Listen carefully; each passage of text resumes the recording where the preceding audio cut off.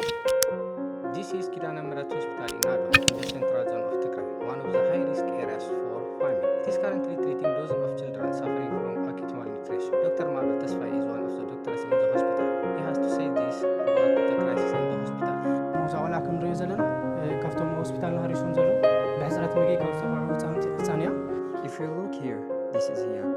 She's one of the children suffering from malnutrition. This was caused because her mother was suffering from malnutrition when she was pregnant with her. Her mother didn't receive the care she needed when she was pregnant. So Hiyab was born underweight, almost below 2,000 grams. Hiyab should have been able to suck milk at this age, but that's impossible for her because she's suffering from malnutrition and pneumonia. Residents of Hagos say that the Eritrean soldiers not only killed and raped residents but also slaughtered livestock and I brought him here on the second day. He was having difficulty breathing on his own. He's hungry. Since banking services are closed, we are not able to use our savings to help ourselves. Dr. Mabel from Perdana Menteri Hospital says that the high rate of malnutrition for children will have long-term consequences both for the children as well as the community. نتزمت زلو generation